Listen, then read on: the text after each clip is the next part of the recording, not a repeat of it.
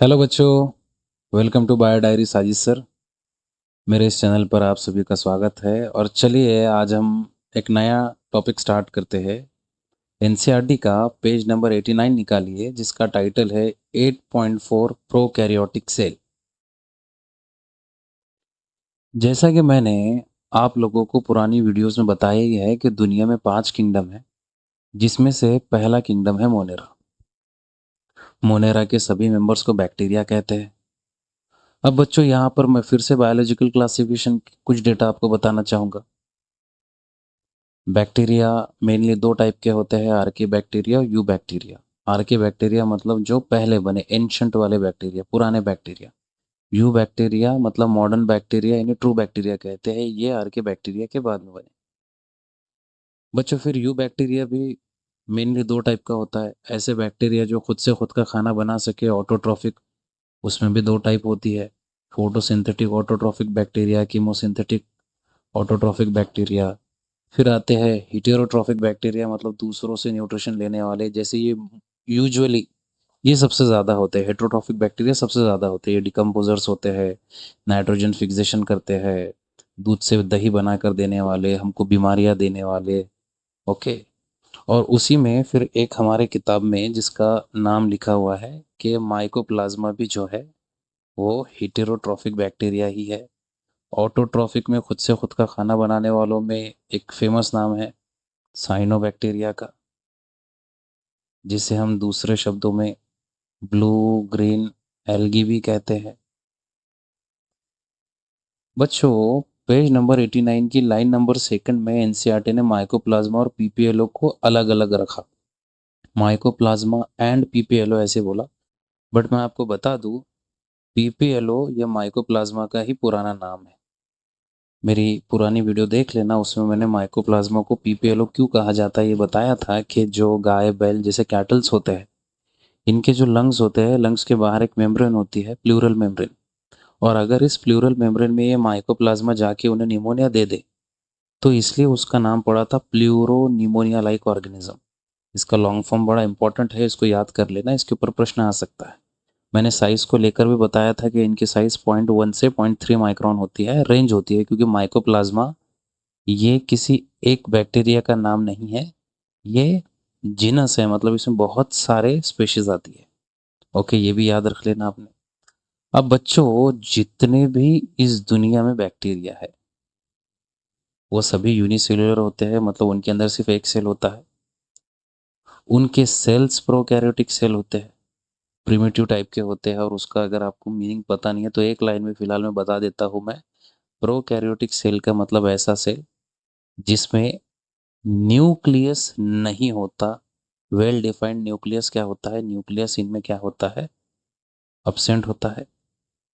और इनके पास में खुद का एक सर्कुलर डीएनए होता है। मैं अभी नेक्स्ट पेज पे जब बताऊंगा आपको तो मैं समझाने ही वाला हूँ। प्रोकैरियोटिक सेल का बेसिक मीनिंग इतना ले लो, ऐसे सेल जिसमें न्यूक्लियस नहीं होता। सभी बैक्टीरिया प्रोकैरियोटिक सेल होते हैं, वो यूनिसेलुलर होते हैं और किंगडम मोनेरा के मेंबर है। मतलब एज ए नीट एस्पायरेंट आपको ये चार बातें पता होनी चाहिए। प्रोकैरियोटिक सेल मतलब बैक्टीरिया, मतलब वो एक सेल से बना होता है और वो किंगडम मोनेरा का मेंबर है।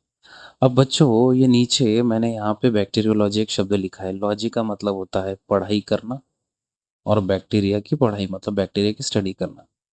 अब बच्चों नीचे आपको दिख रहा होगा प्रीफिक्स, और एक शब्द होता है सफिक्स। किसी भी शब्द के आखिर में अंग्रेजी में कोई शब्द हम लगाते हैं मीनिंग बदलने के लिए तो उसे सफिक्स कहते हैं, और शब्द के पहले कुछ लगाना हो तो उसे प्रीफिक्स कहते हैं। जैसे नोन एक शब्द है तो नोन में यू एन लगाया पहले तो अननोन बन गया, तो वो प्रीफिक्स था अन, यू एन। ओके। अब ये मैंने यहाँ पे सेकंड चैप्टर से बायोलॉजिकल क्लासिफिकेशन से ये क्यों डाला है स्टेटमेंट, मैं उसके बारे में भी आपको बता देता हूँ। चलिए ध्यान दीजिए। जितने भी किंगडम मोनेरा के अंदर बैक्टीरिया है ना, उनके सिर्फ चार शेप हो सकते हैं मेजॉरिटी में। तो अगर कोई बैक्टीरिया सर्कुलर शेप का है तो उसका नाम में आखिर में हम लगाएंगे सफिक्स के तौर पे कॉकस। अगर कोई बैक्टीरिया ऐसे रॉड शेप का है तो हम उसका नाम बोलेंगे बैसिलस। अगर कोई बैक्टीरिया इस तरह स्पाइरल शेप का है तो उसका नाम हम बोलेंगे स्पिरुलम। और अगर कोई बैक्टीरिया कॉमा शेप का है तो उसका नाम पड़ जाएगा विब्रियो। प्यारे बच्चों, यहाँ पे एक कॉकस नहीं है, बहुत सारे हैं, तो अनेक वचन प्लूरल नाम क्या पड़ जाएगा? कॉक्साई। यहाँ पे एक बैसिलस नहीं है, बहुत सारे हैं, तो अनेक वचन हो जाएगा बैसिलाई। यहाँ पे एक स्पिरिलम नहीं है, बहुत सारे हैं, तो नाम पड़ जाएगा स्पिरिला। और यहाँ पे एक विब्रियो नहीं है, बहुत सारे हैं, तो विब्रियोस। अब यहाँ पे मैंने अपने तरफ से आपको कुछ समझाने के लिए एक एक्स्ट्रा की लाइन डाली है कि बैक्टीरियो के अरेंजमेंट के हिसाब से भी इनका नाम बनता है। जैसे मान लो बेटा कि यहाँ पे ये गोल शेप वाला बैक्टीरिया मतलब सर्कुलर है, तो नाम पड़ जाएगा इसका कॉकस। और यहाँ पे कितने कॉकस है? दो, इसीलिए इसका नाम पड़ जाएगा, बड़ा ही आसान सा शब्द, डिप्लो प्रीफिक्स और कॉकस सफिक्स। तो इस बैक्टीरिया का नाम पड़ गया डिप्लोकॉकस।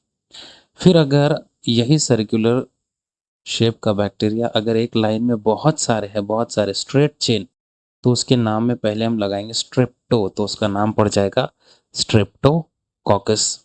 और अगर यही बैक्टीरिया झुंड बना के क्लस्टर में रहते हैं बहुत सारे, तो उसका नाम पड़ जाएगा स्टाफाइलोकॉकस। आशा करता हूं कि आपको यहां तक समझ आ गया होगा बच्चों।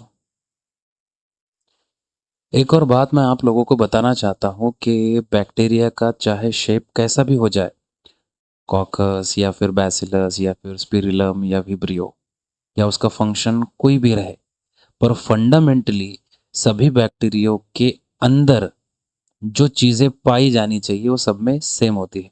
मतलब उनका ऑर्गेनाइजेशन फंडामेंटली सिमिलर होता है, चाहे उनका शेप कोई भी रहे या फंक्शन कोई भी रहे।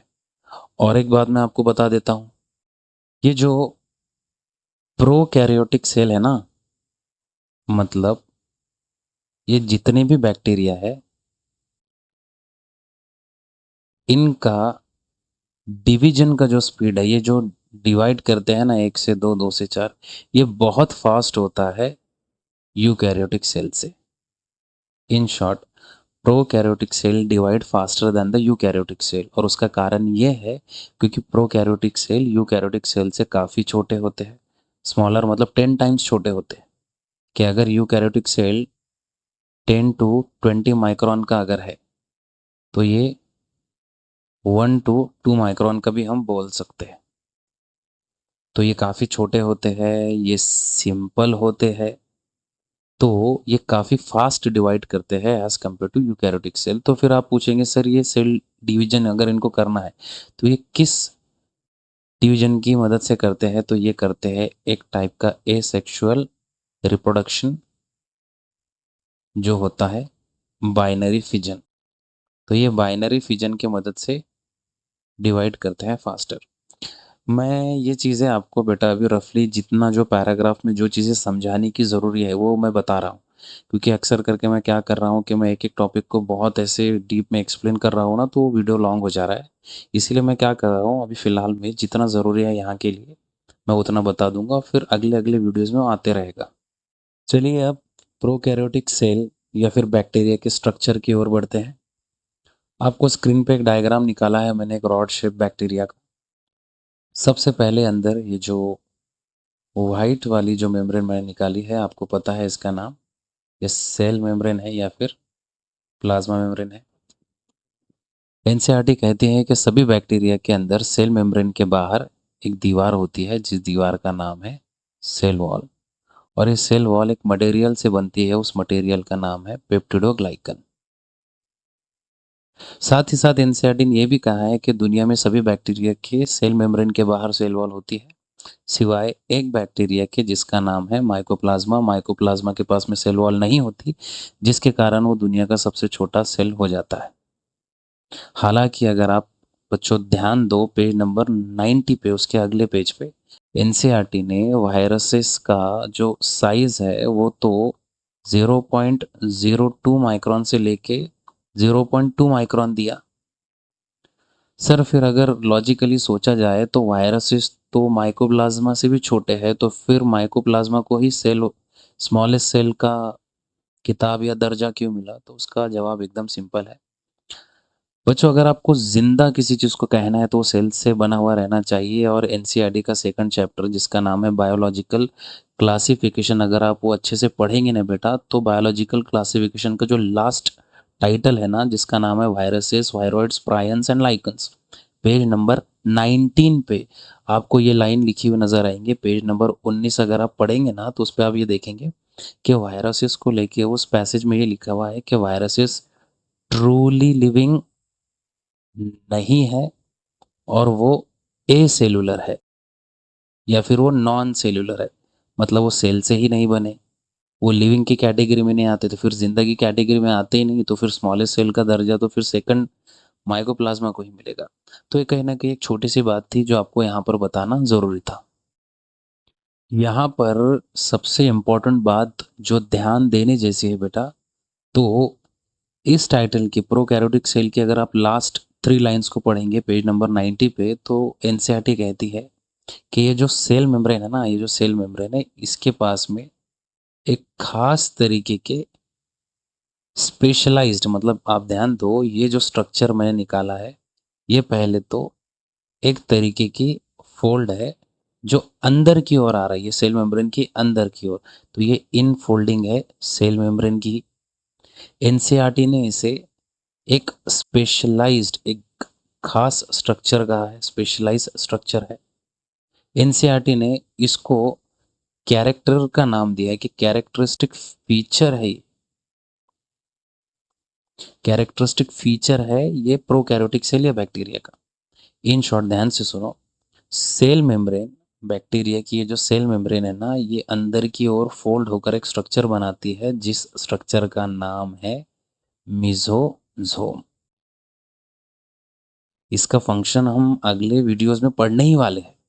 फिलहाल के तौर पे आप इतना समझ लीजिए कि बैक्टीरिया के अंदर सेल मेम्ब्रेन से एक स्पेशलाइज्ड डिफरेंशिएटेड स्ट्रक्चर बना जिसका नाम है मिजोजोम, और वो एक कैरेक्टरिस्टिक फीचर है। और फिलहाल के लिए अगर आपको ये चीज़ समझना है तो मैं ऐसे बता दूंगा, जैसे हम यूकैरियोट्स के पास में माइटोकॉन्ड्रिया होता है, पावर हाउस ऑफ सेल, वैसे बैक्टीरिया के पास में मिजोजोम होता है।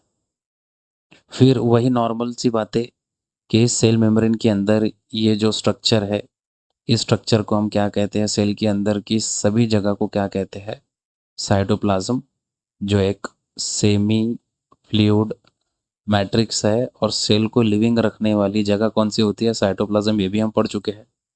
फिर इस सेल के अंदर ये जो सेंट्रल जगह है ना, ये जो सेंट्रल प्लेस है जहाँ पे मैं कर्सर घुमा रहा हूँ, सेल के अंदर ये जो सेंट्रल जगह है, सबसे पहले तो मैं इस जगह का नाम रख देता हूँ न्यूक्लियोइड। और बच्चों इस न्यूक्लियोइड के अंदर बैक्टीरिया का ये डबल स्ट्रैंडेड सर्कुलर डीएनए होता है, डबल स्ट्रैंडेड और गोल वाला सर्कुलर डीएनए। यहाँ पर आप देख रहे होंगे कि मैंने कोई मेम्ब्रेन नहीं निकाली, मतलब ये प्रोकैरियोटिक सेल या ये बैक्टीरिया के अंदर न्यूक्लियर मेम्ब्रेन या न्यूक्लियर एनवलप अब्सेंट है, इसलिए मैं कह रहा हूँ कि इसके अंदर न्यूक्लियस नहीं है। और यहाँ पे आप देखेंगे एनसीईआरटी ने उसके लिए एक शब्द यूज़ किया है कि जो जेनेटिक मटेरियल है वो नेकेड है। नेकेड मतलब जिसने कुछ पहना नहीं है, न्यूक्लियर मेम्ब्रेन ही नहीं है, इसलिए जेनेटिक मटेरियल नेकेड है, सर्कुलर डीएनए है, मेजॉरिटी में डबल स्टैंडर्ड होता है, और उस जगह को हमने न्यूक्लियोइड का नाम दिया। इसे आप एक सिंगल क्रोमोसोम भी कह सकते हो, सिंगल सर्कुलर डीएनए या फिर सिंगल क्रोमोसोम। फिर अगर आप ध्यान दे रहे होंगे तो इस जीनोमिक डीएनए के अलावा, मतलब इस प्राइमरी डीएनए के अलावा, कुछ बैक्टीरिया, सब बैक्टीरिया नहीं है, कुछ बैक्टीरिया के पास में एक एक्स्ट्रा का डीएनए होता है, एक एक्स्ट्रा का डीएनए। ये जो मैंने सर्कल पे कर्सर घुमा रहा हूँ, इसका नाम है, इसे प्लाज्मिड कहते हैं। प्लाज्मिड के डेफिनेशन में आप ये लिख सकते हो कि ये जीनोमिक डीएनए के अलावा का एक्स्ट्रा का डीएनए है, तो इसे हम कहेंगे एक्स्ट्रा क्रोमोसोमल मटेरियल या एक्स्ट्रा क्रोमोसोमल डीएनए, इसे हम प्लाज्मिड कहते हैं। और ये प्लाज्मिड जो होता है स्मॉल होता है काफ़ी, और बच्चों, मैं इस प्लाज्मिड के बारे में एक इंटरेस्टिंग बात बता देना चाहूँगा। इस प्लाज्मिड के ऊपर आपका क्लास 12th एनसीईआरटी का पूरा एक यूनिट है। मैं तो ऐसे लिटरली कह सकता हूँ इस प्लाज्मिड के ऊपर, और उस यूनिट का नाम है बायोटेक्नोलॉजी। फिलहाल में एनसीईआरटी की एक लाइन है कि प्लाज्मिड जो होता है ना, plasmid DNA is used to monitor bacterial transformation with foreign DNA. ये एक लाइन है इस पैराग्राफ में। और दूसरी एक लाइन है कि जो प्लाज्मिड डीएनए एक यूनिक कैरेक्टर दे देता है बैक्टीरिया को, जैसे कि एंटीबायोटिक का रेजिस्टेंस। मतलब यहाँ पे मैं कहना चाह रहा हूँ कि ये जो प्लाज्मिड डीएनए है ना, ये यूनिक कैरेक्टर दे देता है। अब मैं इसको थोड़ा सा एक्सप्लेन करता हूँ। मैंने ये बाहर एक प्लाज्मिड का स्ट्रक्चर निकाला है और यहाँ पे इतनी जगह मैंने फोकस की। प्लाज्मिड एक डीएनए है और डीएनए के ऊपर होती है जीन। तो अक्सर करके प्लाज्मिड्स के पास में आ जाती है एंटीबायोटिक रेजिस्टेंस जीन। आसान भाषा में, एंटीबायोटिक रेजिस्टेंस का मतलब ये होता है कि अगर इस प्लाज्मिड के पास एंटीबायोटिक रेजिस्टेंस की जीन है और इस बैक्टीरिया को मैं मारने के लिए कोई एंटीबायोटिक दे दूं, तो इस रेजिस्टेंस जीन की वजह से इस बैक्टीरिया की डेथ नहीं होगी। मतलब इसे मैं अगर समझाऊं तो आपके ऊपर किसी ने गोली चलाई पर आप नहीं मरे, क्योंकि आपने बुलेट प्रूफ जैकेट पहना था, आपके पास में रेजिस्टेंस था। इसीलिए डॉक्टर्स कहते हैं कि ज़्यादा एंटीबायोटिक खानी नहीं चाहिए, क्योंकि ज़्यादा एंटीबायोटिक खाने से बैक्टीरिया के पास रेजिस्टेंस पैदा हो जाता है और बाद में फिर वो दवाई या वो गोली आपके ऊपर असर नहीं करती, तो आपको ये लगता है कि उस डॉक्टर के पास जाने से आपको फ़र्क नहीं पड़ा, जबकि प्रॉब्लम आपने था कि आप एंटीबायोटिक का यूज़ ज़्यादा कर रहे थे। उसी के साथ साथ मैं अपनी तरफ से एक बात बताना चाहूँगा कि यदि आप कोई एंटीबायोटिक का डोज भी कंप्लीट कर लेते हो, तो फिर उसके बाद में प्रोबायोटिक या दही वगैरह पी लिया करो, क्योंकि एंटीबायोटिक का काम होता है बैक्टीरिया को किल करना। फिर वो चाहे अच्छा रहे या बुरा, गुड बैक्टीरिया और बैड बैक्टीरिया, आपके शरीर के दोनों भी बैक्टीरिया मर जाते हैं। इसलिए अब बैड बैक्टीरिया मरा तो ठीक है, पर गुड बैक्टीरिया के मरने से हमारे नुकसान होते हैं। गुड बैक्टीरिया इम्यूनिटी बढ़ाता है, गुड बैक्टीरिया विटामिन बी 12 बना के देता है, गुड बैक्टीरिया बैड बैक्टीरिया के नंबर को कम करता है। इसीलिए अगर आप कभी एंटीबायोटिक लो तो उसके बाद में कोई भी प्रोबायोटिक या दही वगैरह पी लिया करो। फिर इसी प्लाज्मिड को लेके एनसीईआरटी में एक और लाइन है कि plasmid DNA is used to monitor bacterial transformation with foreign DNA. इस लाइन को अगर आपको समझना है ना, तो ये परफेक्टली आपको समझ आएगा 12th में बायोटेक्नोलॉजी जब मैं पढ़ाऊंगा तब। अभी के लिए मैं आपको सिर्फ इतना बता देता हूँ कि मान लो कोई एक जीन है, सपोज एक जीन या एक डीएनए, आप इसे प्लाज्मिड के साथ जोड़ोगे। ओके, मतलब आप प्लाज्मिड को कट करेंगे और ये जीन इसके ऊपर लगा दोगे, और फिर इस प्लाज्मिड को आप किसी बैक्टीरिया के अंदर डालने की कोशिश करेंगे। अगर ये प्लाज्मिड अंदर आ गया तो वो फॉरेन डीएनए जो जीन आप डालना चाहते थे वो भी आ गया। इसका मतलब अगर बैक्टीरिया के अंदर फॉरेन डीएनए आ गया, उसे लेकर आने वाला कौन था? प्लाज्मिड था। तो प्लाज्मिड ने कहीं ना कहीं फॉरेन डीएनए को इस बैक्टीरिया के शरीर में डाल दिया। इसका मतलब बैक्टीरिया का क्या हो गया बच्चों? ट्रांसफॉर्मेशन हो गया। ये हम बायोटेक्नोलॉजी यूनिट में तो और डिटेल में पढ़ने ही वाले हैं। जैसे कि आपको पता ही है कि बैक्टीरिया के पास में न्यूक्लियर मेम्ब्रेन या न्यूक्लियस नहीं होता, सिर्फ डबल स्टैंडर्ड सर्कुलर डीएनए जिसे हमने न्यूक्लियोइड कहा। उसके साथ साथ इसमें ना गोल्गी बॉडी है, माइटोकॉन्ड्रिया है, लाइसोसोम्स नहीं है, वैक्यूल्स नहीं है, बराबर। हाँ, बट एक स्ट्रक्चर जो एक नॉन मेम्ब्रेन बाउंड स्ट्रक्चर जो इनके पास में होना ही चाहिए, and that is 70s ribosomes. क्योंकि कल ही मैंने कहा था आपको, राइबोसोम तो होना ही चाहिए सब में, चाहे वो प्रोकैरियोटिक सेल रहे या यूकैरियोटिक सेल रहे। प्रोटीन सबको बनाना है तो राइबोसोम सब में होना चाहिए। और एक और बात कि प्रोकैरियोट्स के पास में साइटोप्लाज्म में एक और स्ट्रक्चर होता है, एक और non membrane bound structure. Non membrane bound structure ये भी एक यूनिक फीचर है, यूनिक कैरेक्टर है प्रोकैरियोट्स का, और उसे इंक्लूजन बॉडी कहते हैं। इंक्लूजन बॉडी जो एक तरह का रिजर्व मटेरियल है। इन्हें साइटोप्लाज्मिक इंक्लूजन्स भी कहते हैं, क्योंकि साइटोप्लाज्म में पाया जाता है इंक्लूजन्स। ये क्या होता है मैं नेक्स्ट वीडियो में बता दूंगा कि इंक्लूजन बॉडीज क्या है। फिलहाल के तौर पे एक लाइन याद रखो, रिजर्व मटेरियल है। मतलब एक मराठी में कहावत है कि भूख नसो पण शिदोरी असो, कि भूख नहीं भी रही तो आपको चलेगा, बट आपके पास में टिफिन होना ज़रूरी है। उसी तरीके से इंक्लूजन बॉडीज़ एक रिजर्व मटेरियल है कि वो प्रोकैरियोटिक सेल में काम ही आएंगे। जैसे कि इंक्लूजन बॉडीज़ है फॉस्फेट ग्रैन्यूल्स, साइनोफाइसिन ग्रैन्यूल्स, उसके बाद में lipid granules, gas vacuoles. Gas vacuole ये बैक्टीरिया का है, ये नॉन मेम्ब्रेन बाउंड स्ट्रक्चर है। हाँ, ये यूकैरियोटिक सेल जैसा नहीं है। ठीक है, तो इस तरह से बेटा ये जो मैंने आपको प्रोकैरियोटिक सेल के बारे में सब कुछ बता दिया। और अब फाइनली हम थोड़ा सा डिस्कस कर लेंगे जो फिगर 8.2 है ना, कि diagram showing comparison of eukaryotic cell with other organism. ये आपके लिए इंपॉर्टेंट क्यों है और इससे कैसे सवाल बनेंगे मैं आपको बता देता हूँ। जो यूकैरियोटिक सेल होता है उसका साइज है 10 to 20 माइक्रोमीटर, और एक बैक्टीरिया का है 1 to 2 माइक्रोमीटर। तो इससे हम क्या सीख सकते हैं कि एक यूकैरियोटिक सेल 10 टाइम्स बड़ा होता है बैक्टीरियल सेल से, 10 टाइम्स।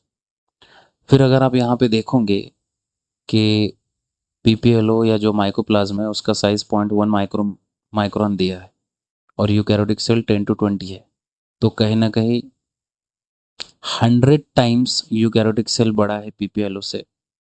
और वायरसेस के 0.02 को अगर आप कंसिडर करेंगे और इधर 20 को अगर आप कंसिडर करोगे तो ये 1000 टाइम्स बड़ा है, लेंथ या डायमीटर को कंसिडर करेंगे तो ये एक सिंपल सा लॉजिक है बेटा कि भाई आपको पता ये भी होना चाहिए और इससे क्वेश्चंस कैसे बनेंगे। तो मैंने बता ही दिया कि भाई eukaryotic cell 10 times bacterial cell से बड़ा होता है, और टिपिकल बैक्टीरिया माइकोप्लाज्मा से अगर हम इन दोनों का कंपैरिजन करें, 0.1 है और ये 1 है, तो टिपिकल बैक्टीरिया या फिर जो नॉर्मल बैक्टीरिया माइकोप्लाज्मा से वो भी 10 टाइम्स बड़ा है। ओके, आई होप बेटा मैं ये सारी बातें आज जो आपको समझा पाया आपको समझ आई होंगी। इसी तरह से अगर आपको ये वीडियो ज़रा भी हेल्पफुल लगा होगा तो प्लीज़ हमारे चैनल को सब्सक्राइब करें, बेल आइकॉन को प्रेस करें ताकि आपको नोटिफिकेशंस मिलते रहे। साथ ही आपके जो भी फ्रेंड्स जो बायोलॉजी सीखना चाहते हैं या जो नीट करना चाहते हैं उन्हें प्लीज़ ये वीडियो शेयर करें। चलिए फिर मिलते हैं नेक्स्ट वीडियो में। हमारी अगली वीडियो का टाइटल रहेगा cell envelope and its modification.